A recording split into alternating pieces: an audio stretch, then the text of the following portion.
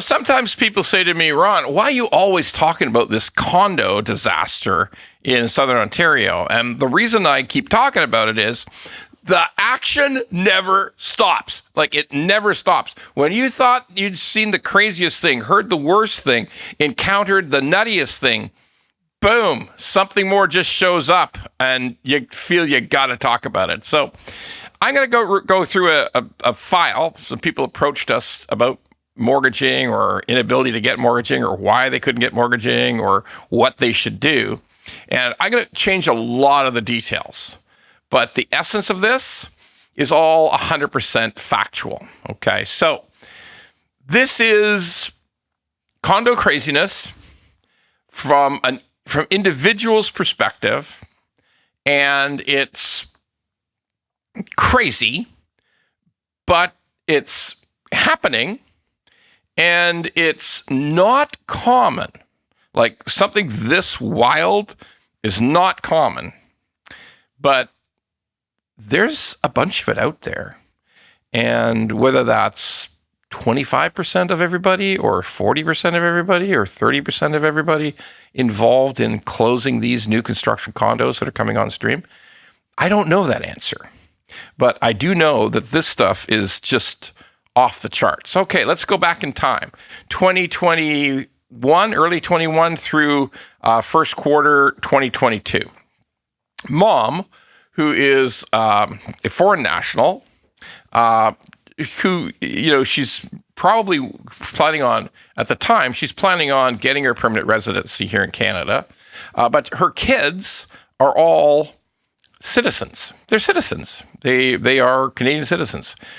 They were born in another country, but they're all Canadian citizens now. So Mom buys a condo in her own name, a pre-construction condo. So she's putting deposits on condos. So typically 20%. That's how it works. So 20% starts buying condos in 2021. Aware of some of the issues to do with foreign ownership, so she just buys one in her own name. Again, she plans on becoming a permanent resident, but she's hedging her bets. But she has two sons and a daughter, all citizens. So they're going in her, she's providing the deposits, a little over $900,000 worth of deposits on all these 6 different condos under construction. But they have the ownership, and they're all citizens. Okay, so there's one unit, and the units are in Burlington and Hamilton. They're not downtown Toronto, so they're in Burlington and Hamilton. So 3 in Burlington, same project. One is for $656 purchase price. The other is for $507 purchase price. One is way down at $490. It must be very small. But again, Burlington and Hamilton, $669, $524,000. And then I guess the one Mom was sort of thinking she would live in, maybe, $941. What the fuck? That's a lot, $941 in Hamilton. Whew. Anyway, now the first 3 units in Burlington, because we're now 2025, they're actually occupied by tenants. They have what's called interim occupancy. The building is not ready to form the condo corporation yet. It's not ready to fully close. They don't need a mortgage. And there's 3 tenants in. So the correct response to there is probably yikes. Because the entire plan from start to finish was that they would sell all the units save the one expensive one. They would sell them all by assignment, sell them prior to closing at decent profits, because they had made money before. Like back in 2015, 2014, they'd made some money as a family on this stuff. So 6 of them, sell 5 between 2021, 2022, and now. Sell 5, and the profits would probably allow them to cash out. Because remember, they got $900,000 in deposits, right? Would allow them to cash out the final unit, and Mom would live in that. But that plan's now 4.5 years old. That's all old news now, okay? things have not gone super good in home country.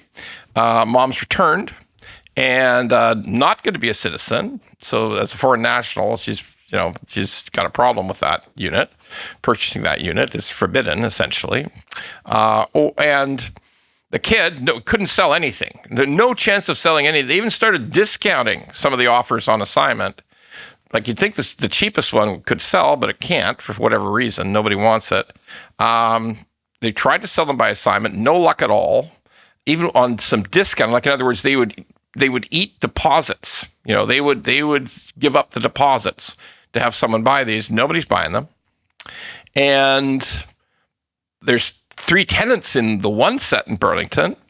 So they're going to close probably in the fall. And the other Hamilton project will be closing next year in 2026. They have no ability to fund any of the mortgages. They do have, some of them do own properties now, but those are mortgaged out and their incomes do not allow them to qualify for additional mortgages at all. They know this. We reviewed it, and yes, indeed, you're right. You do not qualify in any way. So they can't close, and the ones in Burlington are going to close in fall, like October, November, with tenants sitting in them paying rent.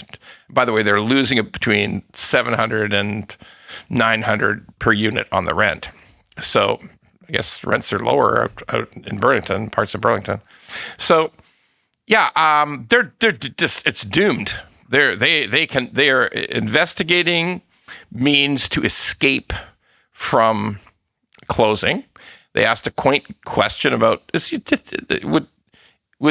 it illegal to give up on these contracts? Is there a legal way to get out of them? And there is no legal way. So this is going to be a schmozzle. And it's kind of like you would just say it's peak fuckery in the condo business. Peak fuckery, apex fuckery, that these people had no ability to close unless they could sell 5 out of 6 units. Now, I want to emphasize this is not necessarily common.